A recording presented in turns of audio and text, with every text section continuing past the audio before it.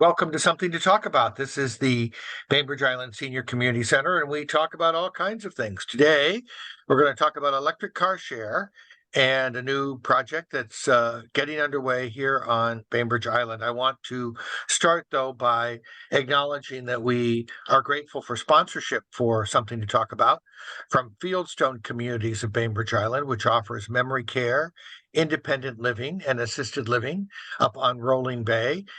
Check out the brand new assisted living and independent living site and the very recently refurbished memory care. Call 360-594-1010, and they'd be happy to show you around. Also, find out about day stay and respite programs. And at the Senior Community Center, we make a point of acknowledging that we are meeting on the ancestral homelands of the Suquamish people, the people of the clear salt water, who have been living on the Salish Sea waters and accompanying lands since time immemorial. We are grateful for their hospitality. And Greg Dronkert is with us from Pacific Mobility and ZEV Co-op. And Greg, I want to thank you very much for taking the time today to tell us a little bit about what the co-op project is, how it works, and how we can learn more about it. Thanks, Reed. Hey, everybody. Thanks for having us today. I'm Greg Dronkert, and I believe I've presented to you all in the past. It probably had to do with our electric delivery service we were doing with Town and Country. But in any event, island resident, we have a business here on Bainbridge that focuses on zero-emission mobility. And mobility is the confluence or the connection of transportation modes. And mobility is access. So the concept of mobility is things can come to you, you can go to those things. It can be goods, it can be services, it can be education, recreation, work, leisure. But the idea is that mobility is something that we should all have access to. And one of the things we've recently got involved with is we started a non-profit electric car sharing project. And we're going to talk to you about that today. And if you bear with me, I'm going to share my screen. You should all be seeing a screen that says ZEV Co-op, Zero Emission Vehicle Cooperative. And what is ZEV Co-op? It's a nonprofit consumer cooperative. So think REI, where the users of the service are actually owners in the service. It's established to provide a zero-emission car sharing in Washington State, and it focuses on rural, underserved, and low-income communities. And if any of you remember, a few years ago, we had car sharing companies in Seattle, and those car sharing companies all went away after being here for a few years. And it actually happened right before COVID, so we can't blame COVID for it. But COVID really did kind of create a condition where they're not likely to come back. And the reason that the commercial car share companies didn't stay is it wasn't commercially viable for them in the market. And so what we're trying to do is come up with another way to provide that service that isn't wholly dependent on it being profitable in the short term. So a nonprofit cooperative is one way to do that. We're member owned and democratically controlled. So that means that the people involved in the co-op have a say on how it's managed and operated. And even though we are member-based, it's available to all users. So you don't have to be a member to shop at the co-op to use one of the car share vehicles. Question about that idea of the commercially viable business or profit-oriented business. The idea is that is that there may be value that is available for a community, but there isn't enough market, at least at the beginning, to afford a level of taking money out of it for profits. Is that your read on the situation? Yeah, so that's an excellent question. There's a couple of things about the co-op is that in general, a co-op can have a much longer view on what the return is. And the return, unlike a for-profit corporation, it isn't based on shareholder distributions. It's really on service provided. So the emphasis really here is on how much service we provide. Essentially, we want to be a not for loss company. We want to be able to not lose money, but be able to and continue to grow our service. And because we're set up as a not-for-profit, we're able to access grants.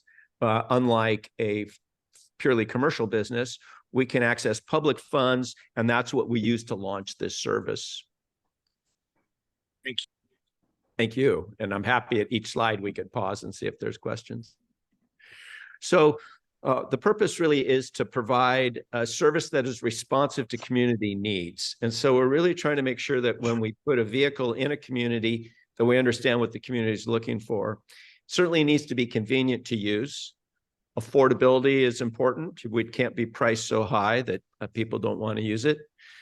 It needs to be accessible in terms of geographic locations, but also with regard to individuals with mobility challenges or other physical challenges.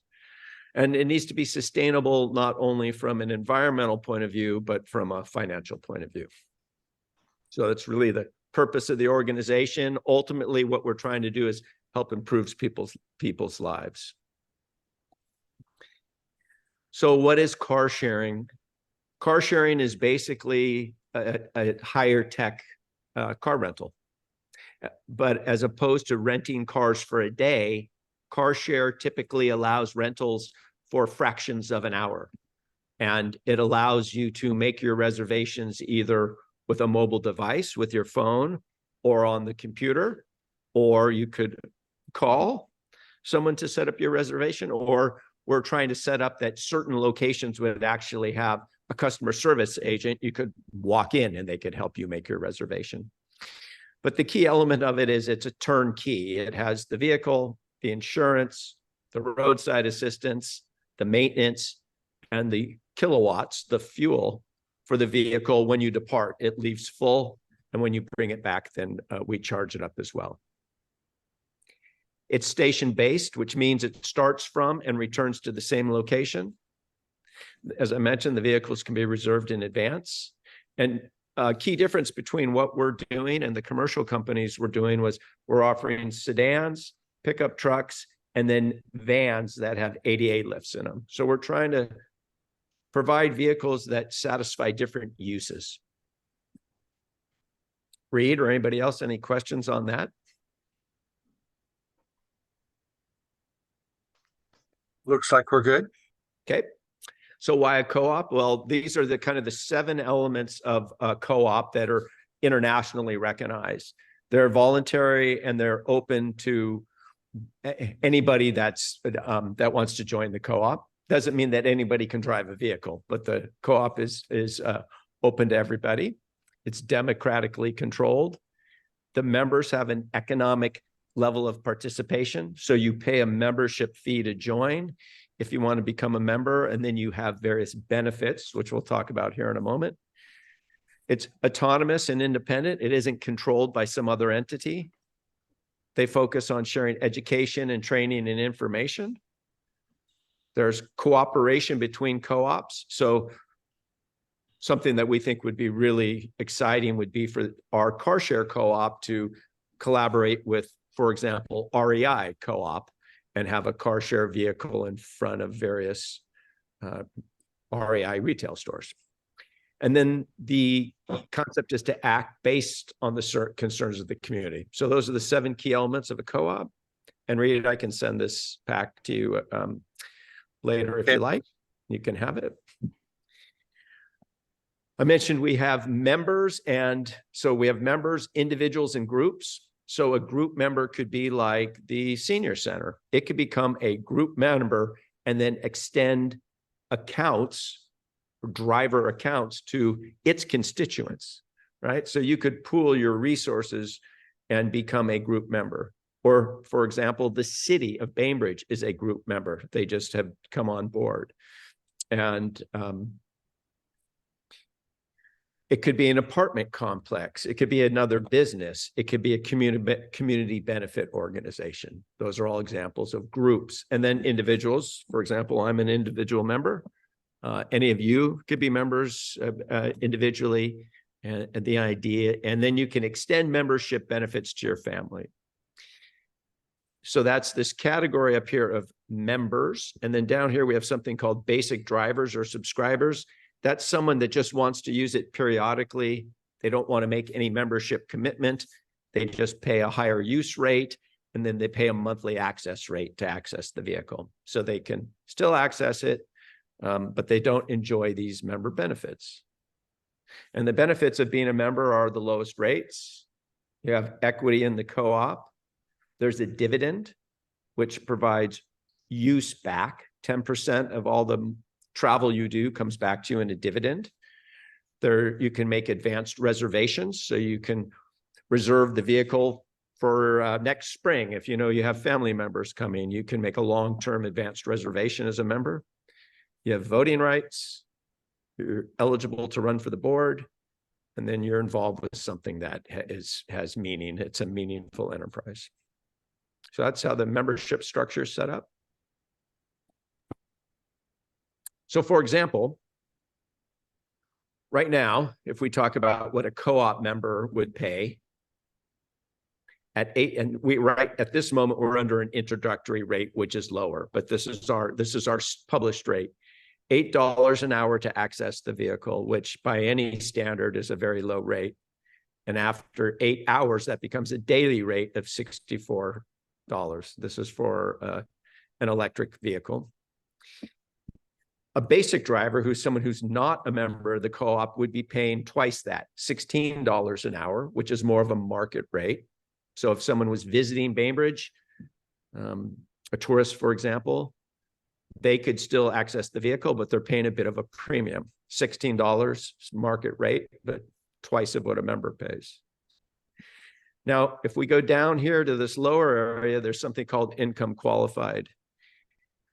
What we're doing now is we're offering an income qualified rate to individuals that meet certain state recognized criteria for being income qualified.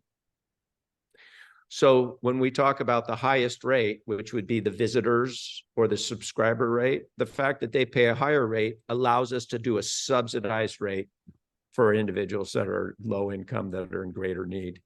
And the idea is that the membership is kind of at par. So that's why we have these 3 tiers. That's why we've structured it like that. We're governed by a board of directors that has a lot of expertise in car share, transportation, co-ops, social equity. So we have a well-rounded board. Right now, there's only 6 members, but ultimately, the board will allow up to 11 members. We have 6 right now, and we're about to have an annual meeting at the beginning of next year. We also have an advisory council, which we're really proud of, that meets with us quarterly. And you can see their names on the screen here. For us, it's kind of like a hit parade of folks involved with electrification and mobility. Tacoma Power, Seattle City Light, and Puget Sound Energy. So kind of the 3 main utilities in our area.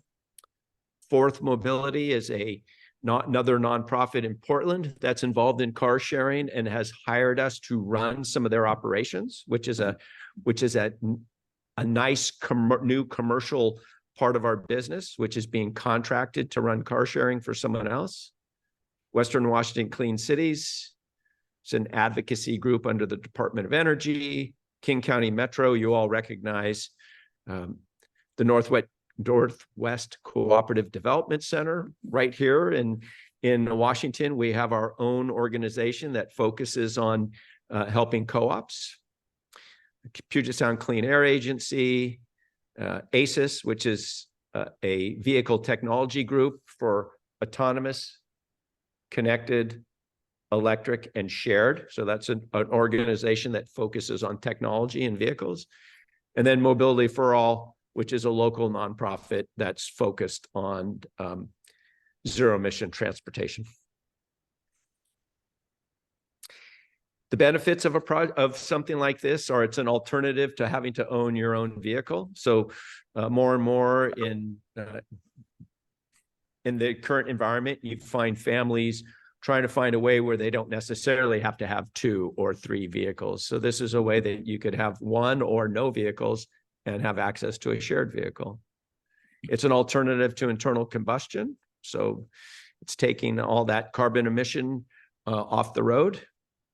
It provides more options. So if you, let's say you come to Bainbridge on a bus and you work at Town and Country, the very fact that you now have an option where you could use a car share and do errands and maybe visit someone or do something else on Bainbridge Island, or even take it home if you needed to, provides options that don't otherwise exist.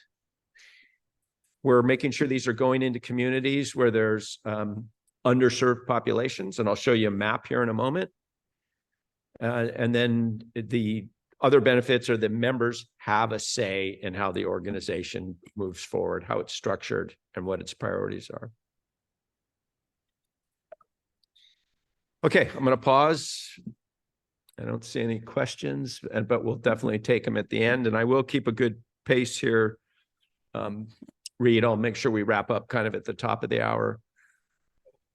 To your point about how one would launch this and the kind of the financial conditions for a co-op versus a purely for-profit organization, we were granted a Washington State grant that was literally written for zero-emission car sharing in low-income and rural communities.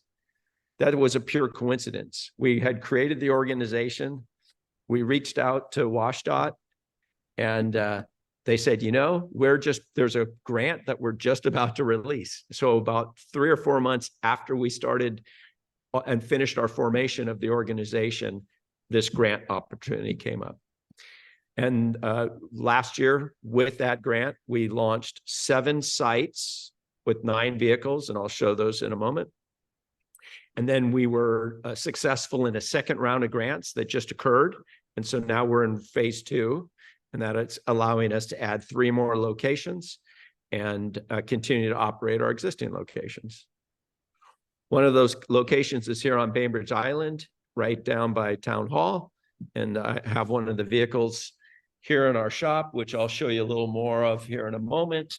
But if you walk up past where Mora Ice Cream used to be there, and you walk up to Town Hall, right there to your left where the visitor parking is, you'll see 2 of these white sedans, these Chevy Bolts, and the Chargers and the signage, and that's where our location, first location, is here on Bainbridge.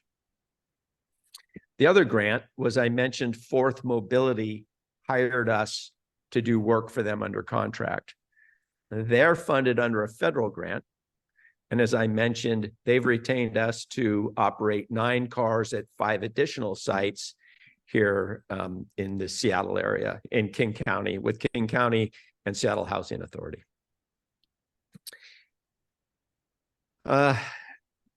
This could be a little confusing, but what this shows are these are different grantees. So the first circle is ZEV. It has 8 sites that it was the grantee for with the state of Washington. Fourth, who I just mentioned, has 5 sites under a different grant. Mobility for All has 1 site. Tabor has 1 site. The concept is that all these different grantees are using the same car share system. They're sharing it cooperatively. So the car share business provides the vehicles, the insurance, the software, the hardware that goes in the car, the maintenance, the call centers, any claims management. It manages the whole operational, it manages all the operational aspects of the car share. So these different grantees didn't have to learn and stand up separate car shares. They all got their funding, and then they pooled their resources and created one car share company. So that's what it looks like right now. 2 locations up in Port Townsend, if you can see my map. Yep. That's Puget Sound running north-south. And we come down, you can kind of see my cursor kind of like here on Bainbridge Island there. Then we have a site in downtown Seattle at a social justice library. Oh, let me back up. Port Townsend is a Chamber of Commerce and at a low-income housing facility. On Bainbridge, it's right there in our town square. Over in Seattle, it's at the Central District at a social justice library. In Tukwila, it's at a Black and Brown, a BIPOC Chamber of Commerce, kind of a little business park for BIPOC businesses. And then down here at the bottom, we have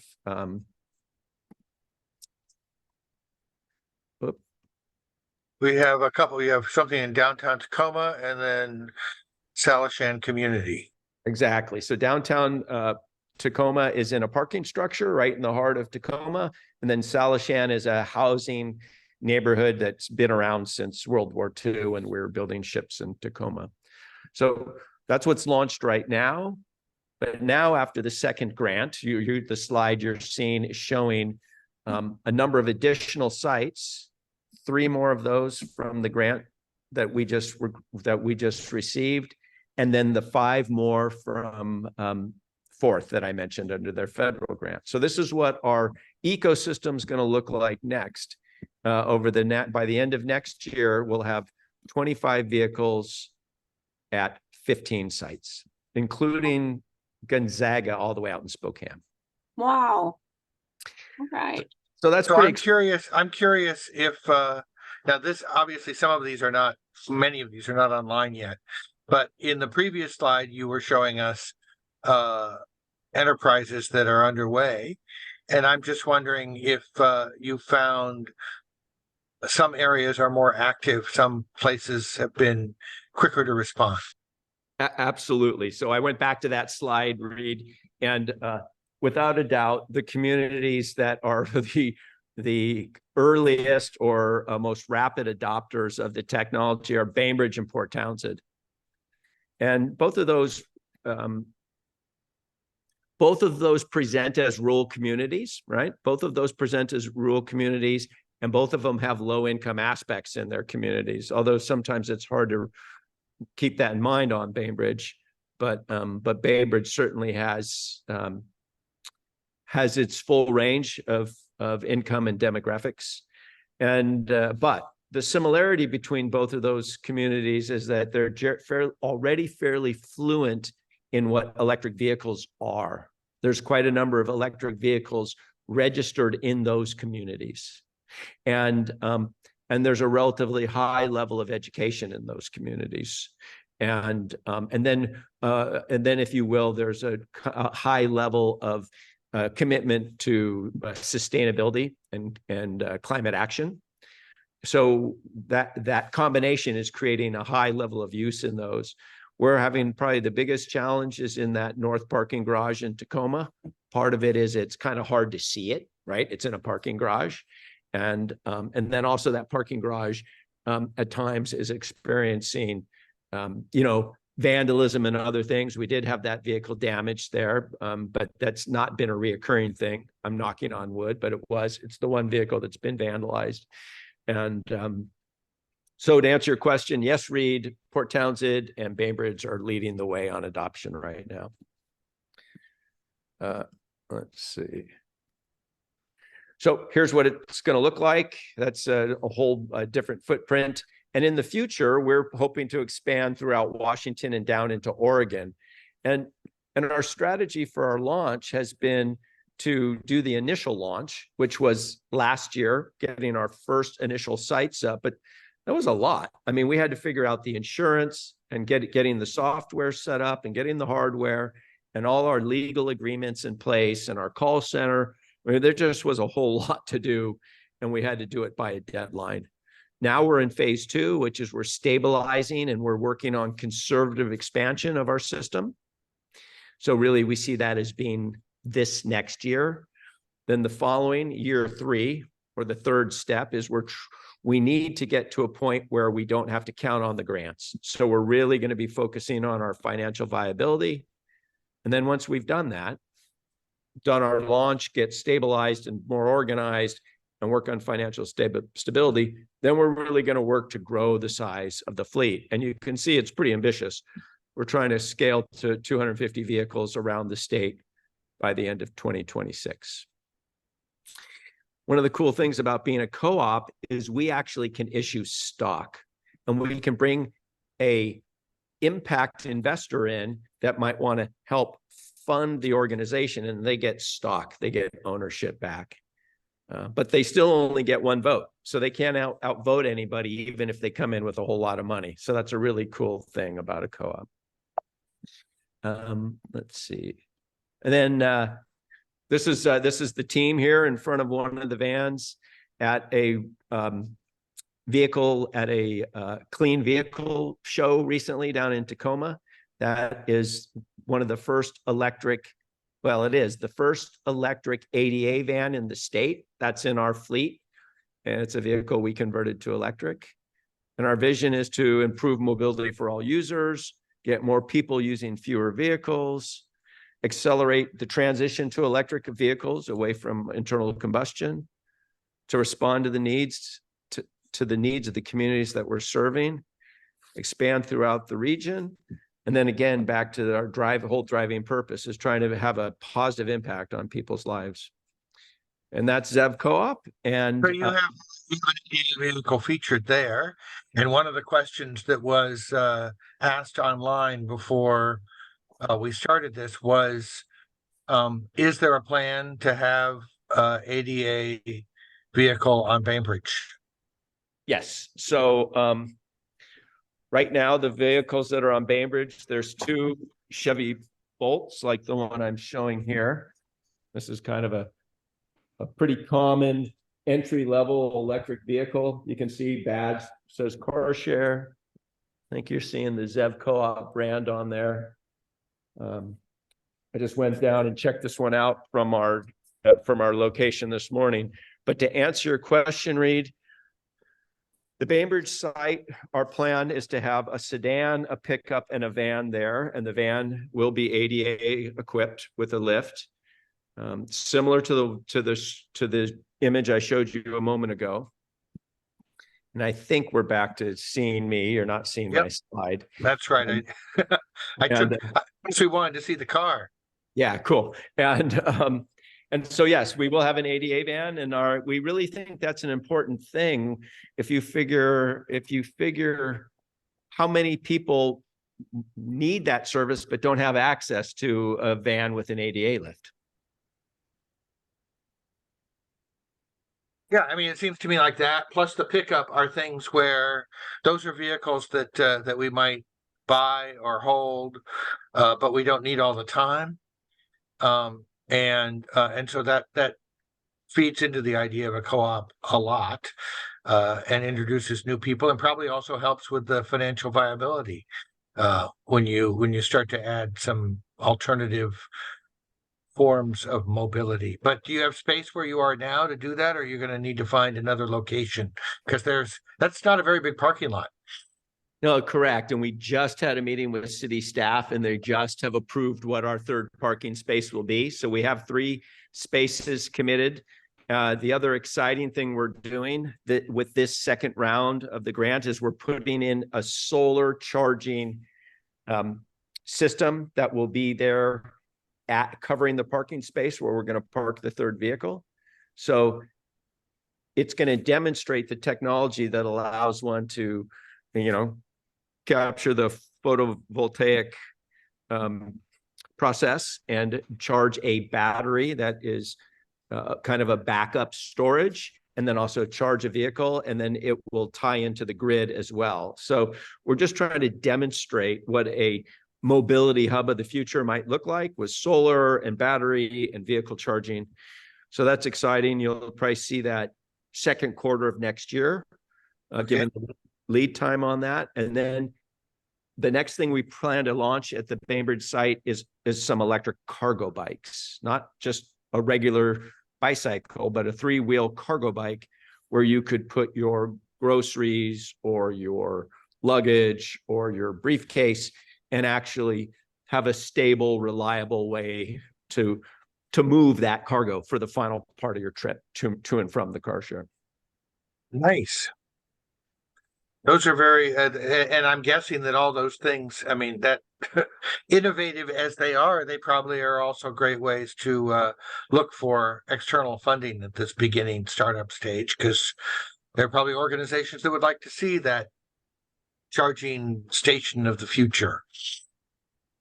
This is all consistent with the city's climate action plan, or its climate change committee plan, and also the sustainable transportation plan that the city's worked on. So what we're trying to do is look at things that the city has already said it wants and supports, and they've already done stakeholder outreach on, and then we're kind of not waiting for somebody else to do it. We're just doing what we can as the opportunity allows.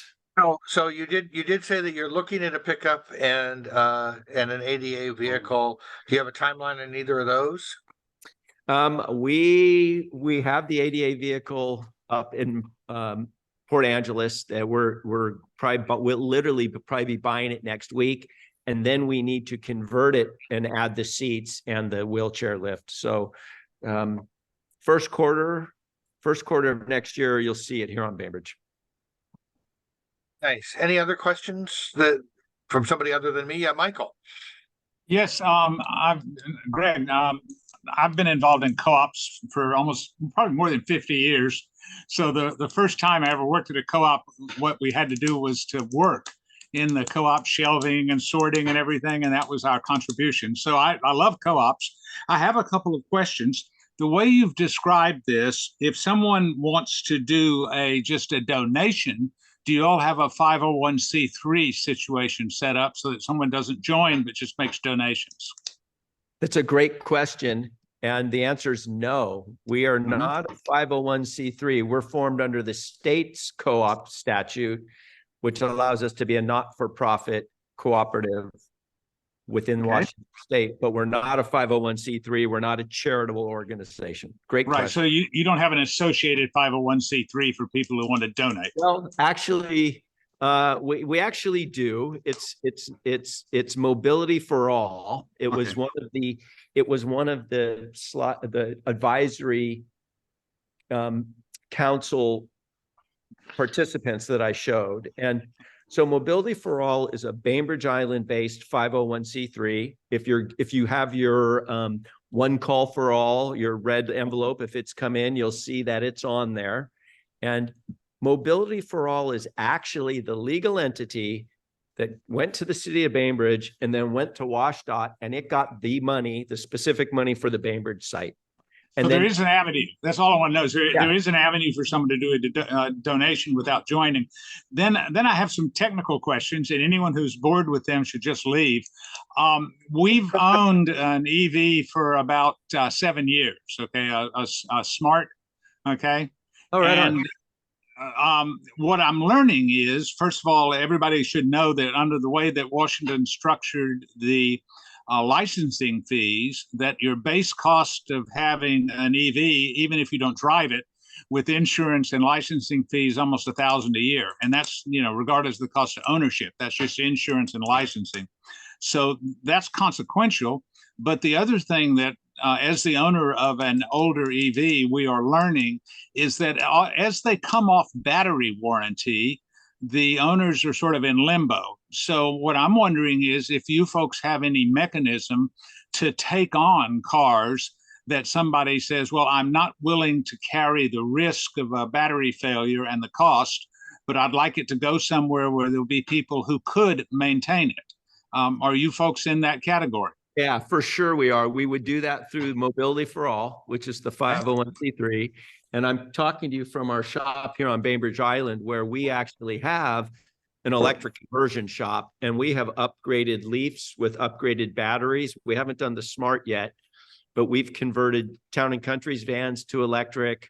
We've done several custom vans. We've got a Jaguar back in the back part of the shop. So yes, we could. Okay, this isn't a conversion question, because what I'm looking at is when we looked at just getting rid of our Smart, because we're concerned about the replacement cost of a battery, and it will be out of warranty at the end of this month. We discovered there are a lot of customers in the same position. In other words, people who bought these and they're now at the end of the warranty period for their batteries. And if you go out and look at the market value for the car, it's inconsequential because of the risk. So what I'm wondering is if you folks are developing an intake channel so that, for example, I could say, we don't want the risk, but here's a smart car and you guys could, take care of it. Absolutely. And Okay. the comment about the conversion is that we could then upgrade a battery into it. We could do it here in our shop. So then we give it the range that it used to have. Okay. So does anyone communicate for all the people on Bainbridge who have electric vehicles, many of whom are approaching the end of their warranty life? Is there any mechanism you use to communicate electric vehicles wanted? No, that's a fantastic idea. Thank you so much for inviting me today, because this has been more helpful to me than it has for you. That's just a great idea. We haven't. Okay. Well, Reed knows how to get in touch with me, so I'll get in touch with you, because for us, that's a real question right now. And as evidenced by, if you go to Carfax or someplace like that and take a valuation of a 25,000 mile smart EV from 2013 or 2014, you'll see that the dealers will offer you, $700 to nothing for the car. And, I don't want to, I don't want to donate it to a place where it would be of no value or sell it to someone who's going to part it out. So we're looking at that. And I'm just thinking, if other people are thinking along the same lines, then you seem like a good place to go. So if you end up with 3 smarts and you end up with 2 that work, that's a good solution. We love it. No, that's a fantastic idea. We'd love to talk to you about that and showcase you as perhaps the first one to get the ball rolling. Along those lines, we've been communicating with King County that has a number of leafs that they're trying to dispose of. And we've been talking to them about putting those into the fleet. So we've been thinking government fleet, but talking to individuals, that's brilliant.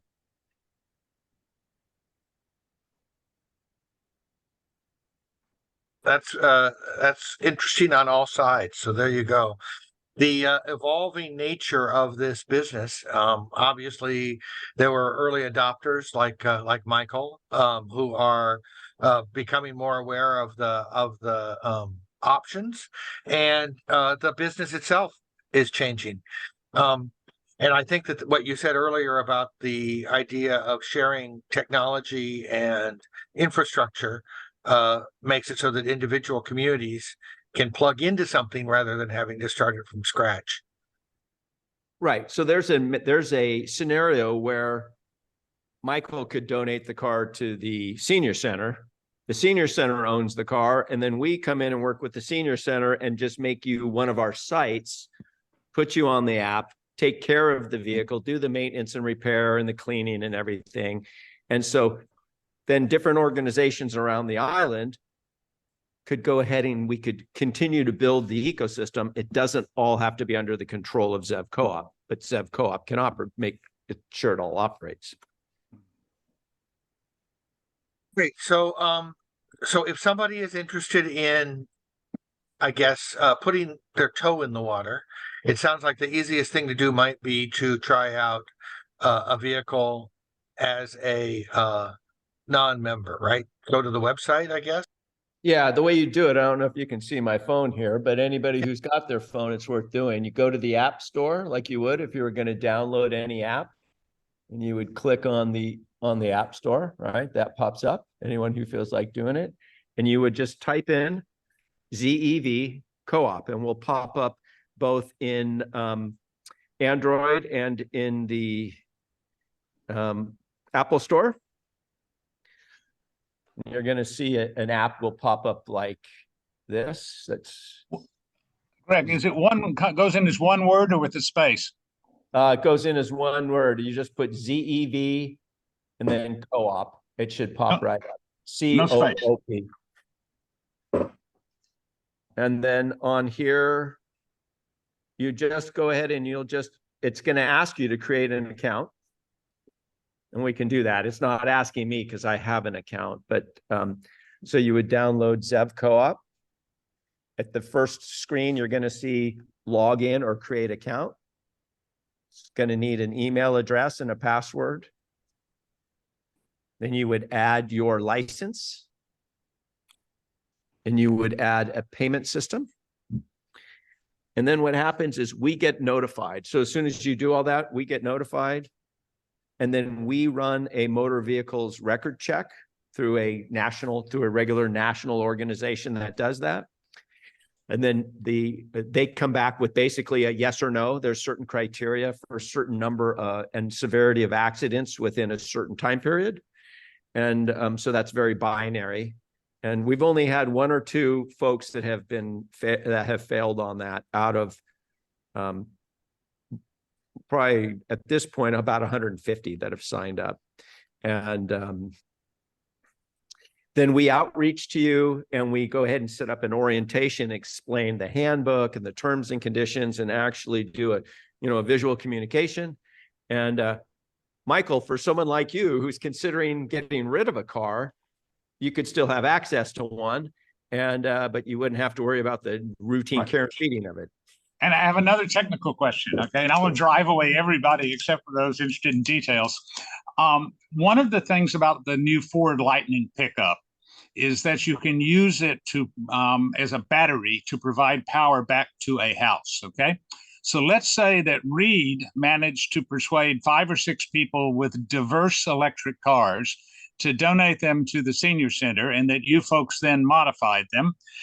Could you, Greg, modify them so that the senior center could, in an emergency, keeping them fully charged for customers to use, et cetera, use them as backup power for the senior center? Because they're going to be different voltages. Like the Smart is 330 volts DC.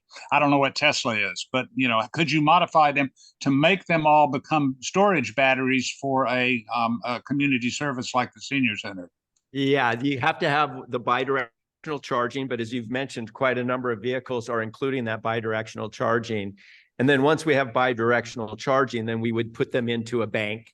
And you may not be able to do them all at the same time, but you could potentially have each of them feed into, if you will, kind of a manifold system or another battery system. But that's another great. We got to get Michael in our regular planning meetings at ZEV Co-op. And but no, those are some of the just fantastic ideas of how this can all work. So that bidirectional resiliency is a really neat concept. And yeah, we could actually try to do something, Reed, where we demonstrate how that could be done with a specific vehicle and a solar panel, so you have that resiliency, and just show how it works. And then you can scale the size of that. Well, I, as usual, love to keep in touch, and I'm going to activate my little app right now and get on board. Thank you very much. Is there anything else you want to add? Yeah, you got your camera up. I'm just showing you that you can see all the sites then once you're in. And then whoever does go through this process, then we'll do an orientation and show you how to do it. And then actually happy to meet you at the car, bring the car to you and show you to do orientation. That's in the beginning, we're at an introductory rate, so there's no fee to sign up. So there's no downside. It's only $5 per hour to use it right now. It's the low income rate. So we're just trying to get people familiar with it. So I'm assuming Reed needs to move on, I'm going to ask Reed to send Greg an email address for me, okay? So that you'll have one, and I'd enjoy being in touch with you, okay? Yeah, we'd love it. Thank you so much for all your great ideas and participating today. Yeah, thank you for coming, Michael. Thank you very much, Greg, for taking the time, and stay in touch. And thank you, Sheila, for doing all the hard work on the back end to keep us organized. I really appreciate your diligent support. Thanks, everybody. Reed, thanks for everything that you do.